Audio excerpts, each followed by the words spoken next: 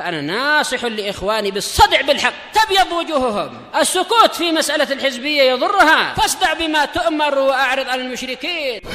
سلامي على دماج ورجالها والشيخ يحيى ودار العلم يا سعد بانيها.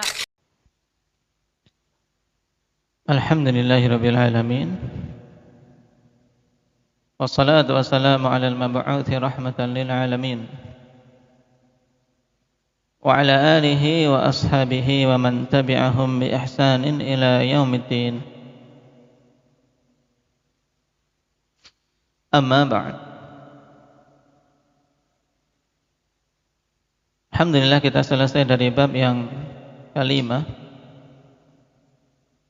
yang Imam Muslim menyebutkan pada bab tersebut satu hadis dengan beberapa riwayat.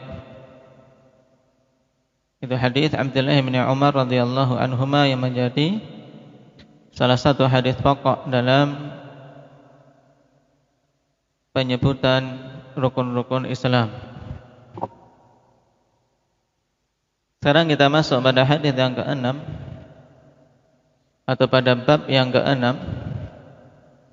Qala al-Imam Muslim rahimahullah bil imani billahi ta'ala wa rasulihi sallallahu alaihi wasallam wa syara'i'id din wa du'a'i ilaihi. Bab perintah untuk beriman kepada Allah Subhanahu wa taala dan Rasul-Nya serta syariat-syariat Islam dan menyeru kepadanya, itu berdakwah kepada syariat Islam. Qala al-Imam Muslim rahimahullah haddatsana Khalaf ibn Hisham qala haddatsana Hammad ibn Zaid an Abi Jamrah qala sami'tu Ibn Abbas radhiyallahu anhuma. Pendek ini sanadnya. Khalaf ibn Hisham Al-Baghdadi, seorang thiqah,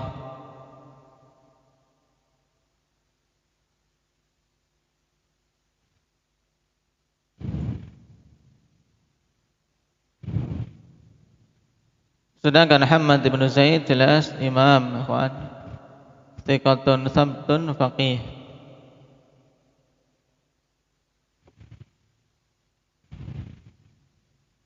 An Abi Jamrah, Abi Jamrah namanya Nasr ibn Imran ibn Isam. Nasr ibn Imran ibn Isam yang lebih masyhur dengan kunyahnya Abu Jamrah, seorang thiqatun sabtun. Meriwayatkan dari ayahnya sendiri, juga meriwayatkan dari beberapa sahabat seperti Ibnu Abbas, Ibnu Umar, Anas bin Malik dan yang lainnya.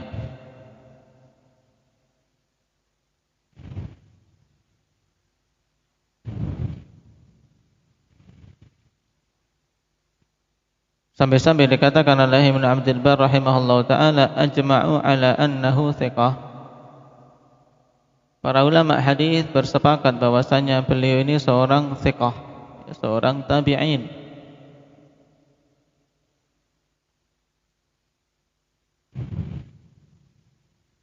Qala sami'tu Ibnu Abbas radhiyallahu anhuma, aku mendengar Ibnu Abbas radhiyallahu anhuma. Tahwilus sanad. Muslim meriwayatkan dari sanad yang lain. Wa haddatsana Yahya bin Yahya wa lafdhu lahu.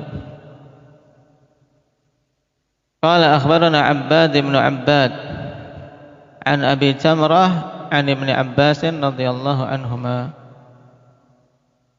Yahya bin Yahya telah melewati beberapa kali guru Imam Muslim rahimahullahu taala, seorang imam di Naisabur, thiqah. Sedangkan Abbad ibn Abbad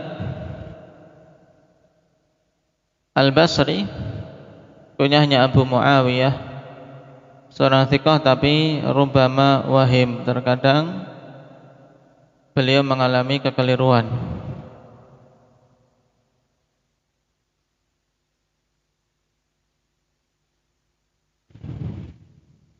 Maka ketika kita mengetahui ini, kapan saja Abbad ibn Abbad kok memiliki riwayat yang menyelisih thiqat yang lain, harus berhati-hati. Kemungkinan besar itu adalah salah satu dari kekeliruannya.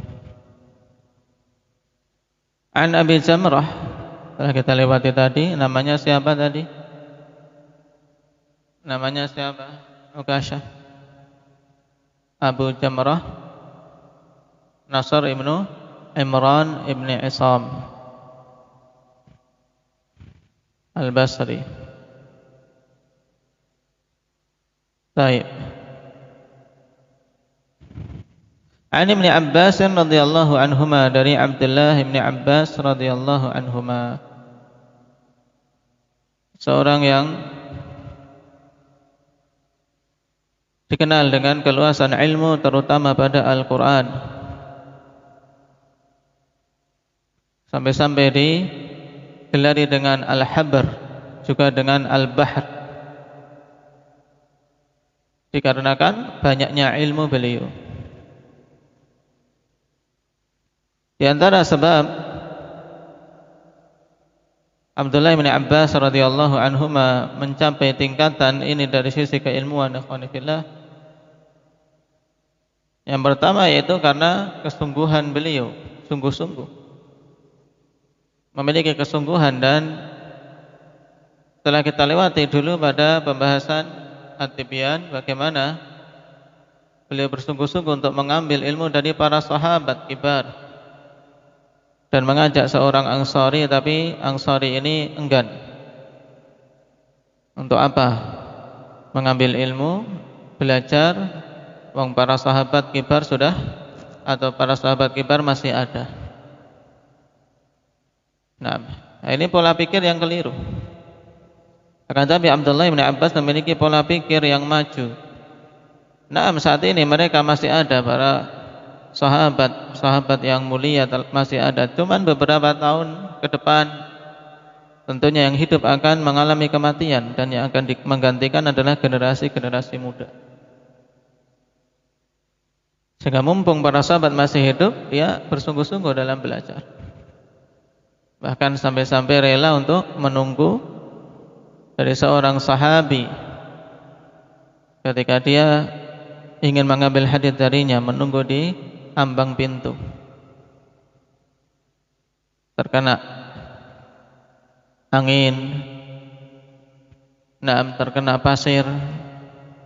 Nah, ini menunjukkan ijtihad yang sangat kuat dari beliau rahimahullah ta'ala. Juga yang kedua sebabnya adalah karena doa dari Nabi SAW. Karena Nabi SAW telah mendoakan beliau dengan doa yang masyhur, Allahumma faqihhu fid-din wa 'allimhu at-ta'wil. Ya Allah, pahamkanlah dia terhadap ilmu din dan ajarkanlah kepada dia ilmu tafsir. Yang doa ini akhwani fillah juga punya sebab. Nah, sebagaimana disebutkan dalam beberapa riwayat,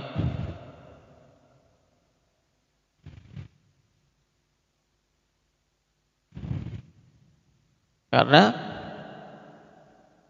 kecerdikan beliau dan ketanggapan beliau dalam melayani Rasulullah SAW, tahu apa yang dibutuhkan oleh Rasul SAW. Karena adab yang bagus menjadikan seorang diberkahi pada ilmunya dan didoakan dengan doa yang sangat bermanfaat bagi beliau rahimahullah ta'ala.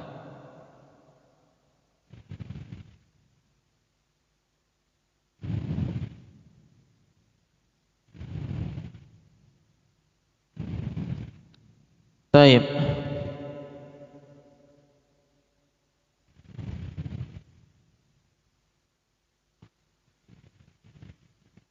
Dikatakan oleh Abdullah bin Mas'ud radhiyallahu anhuma, ni'ma turjumanil Qur'an Ibnu Abbas radhiyallahu anhuma. Dan Ibnu Mas'ud termasuk salah satu guru Ibnu Abbas. Ni'ma turjumanil Qur'an Ibnu Abbas. Sebaik-baik penafsir Al-Qur'an adalah Abdullah bin Abbas radhiyallahu anhuma.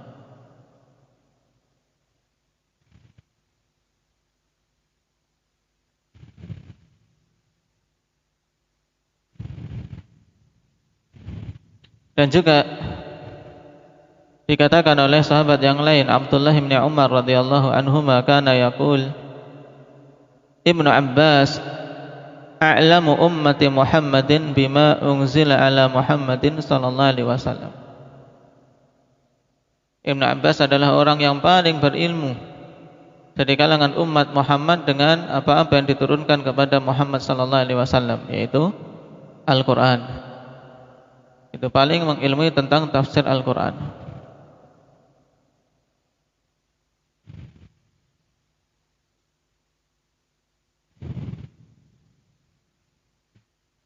Dzalika fadlullah yu'tihi man yasha.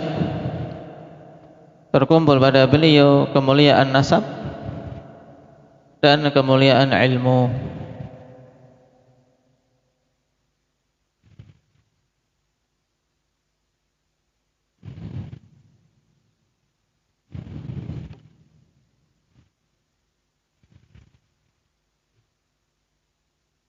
Qal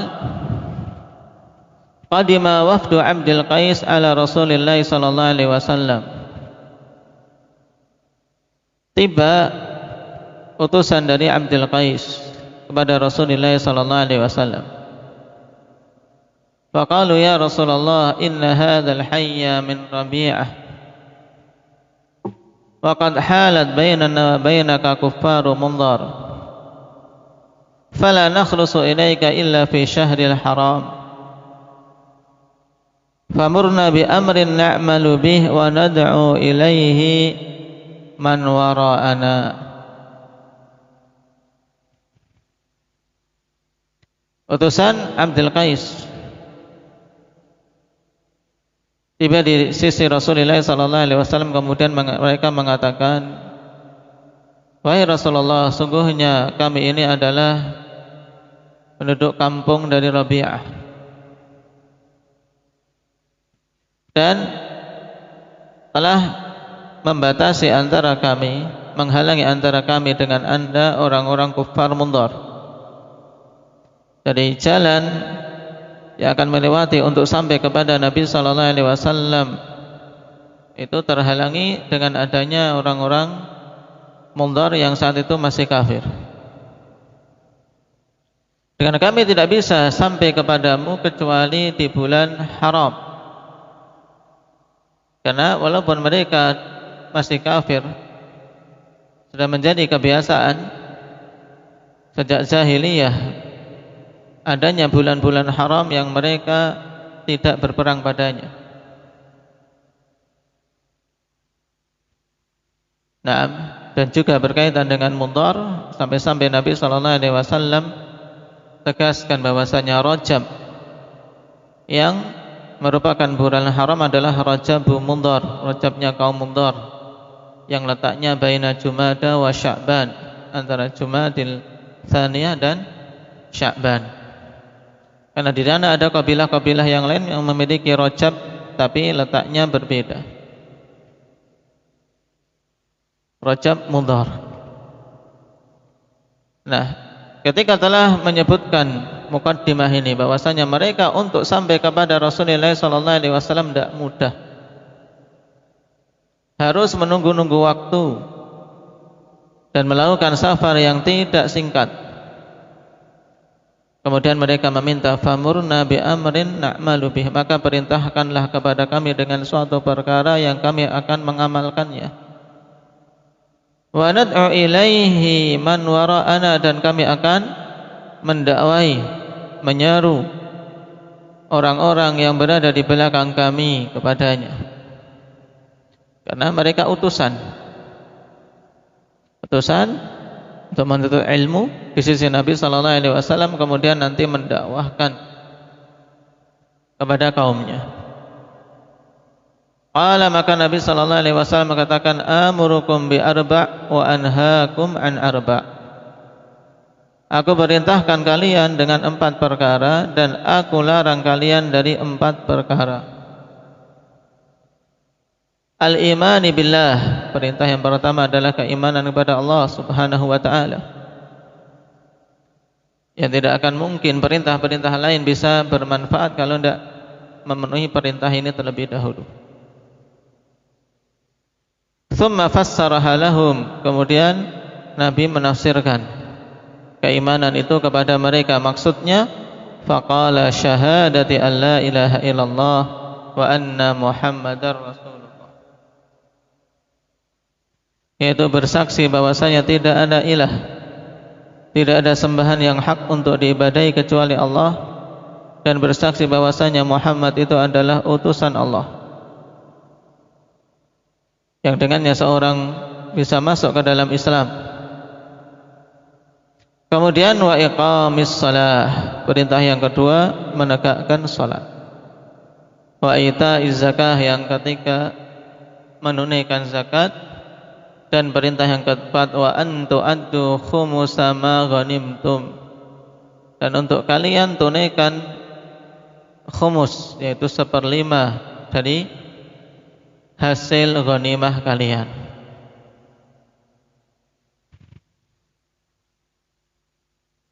Dan ini tambahan dari riwayat hadis yang sebelumnya, akhwan, berkaitan dengan pokok-pokok Islam. Nabi sallallahu alaihi wasallam wasiatkan kepada wafdi Abdul Qais, dengan 4 perintah ini. 3 perintah masyhur, yaitu perintah untuk beriman, menegakkan salat, menunaikan zakat. Kemudian yang keempat, perintah untuk menunaikan 1/5 dari ghanimah, yang insyaallah nanti akan kita jelaskan. Wa anhaakum 'anid dubba, dan aku larang kalian dari 4 perkara yang disebutkan di depan, yaitu yang pertama ad-dubba. Ad-dubba yang dimaksud ini, akhwan, berbeda dengan dubba yang kemarin dalam pembahasan istidlal kita bahas, di mana Nabi sallallahu alaihi wasallam yuhibbud dubba, Nabi mencintai untuk memakan dubba. Kok ini dilarang? Ini harus bisa mensinkronkan bahwasanya dubba di sini istilah khusus. Wal hantam, wan naqir, wal muqayyar. Ini 4 hal yang dilarang oleh Nabi sallallahu alaihi wasallam. Zada Khalaf fi riwayatihi, Khalaf bin Hisham menambahkan syahadati an la ilaha illallah wa aqada wahidatan, yaitu maksudnya di sini pada riwayat Khalaf ketika menyebutkan syahadati an la ilaha illallah, Nabi memberi isyarat hitungan 1. Taib. Pada hadits ini, akhwani fillah, berkaitan dengan bab sangat jelas, yaitu apa? Al-amru bil imani billahi ta'ala, padanya perintah untuk beriman kepada Allah Subhanahu wa ta'ala. Dan ini adalah perintah pertama yang harus ditunaikan oleh setiap hamba, yang dulu para sahabat radhiyallahu alaihim juga menjadikan itu perkara pertama yang mereka pelajari dari sisi Nabi sallallahu alaihi wasallam.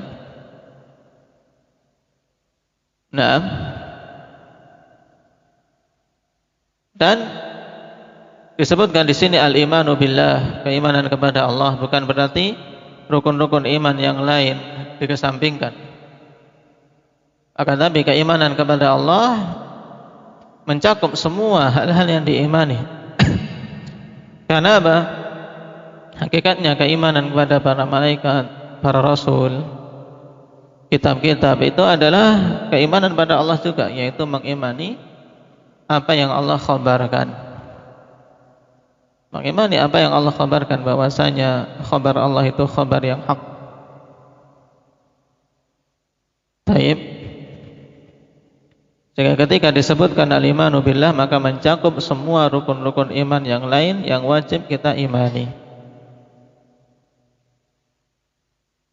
Bagaimana telah kita rinci pada pembahasan hadis Jibril bahwasanya al-imanu billah harus terpenuhi padanya 4 hal pokok. Apa itu, Arif? Masih ingat?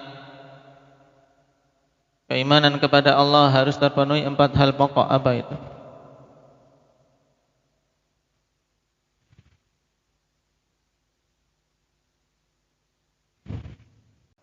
Baik, yang pertama al-imanu biwujudillah, harus beriman tentang adanya Allah Subhanahu wa taala. Nah, kemudian yang kedua al-imanu bi rububiyyatih. Yang ketiga al-iman bi uluhiyyatih. Dan yang keempat al-iman bi asma'illahi wa sifatih, beriman dengan nama-nama Allah dan sifat-sifatnya. Taib. Barakallahu fikum. Mungkin itu dulu ya kawan. Nakta'i bihadza walhamdulillahi rabbil alamin. Subhanakallahumma wa bihamdika asyhadu an la ilaha illa anta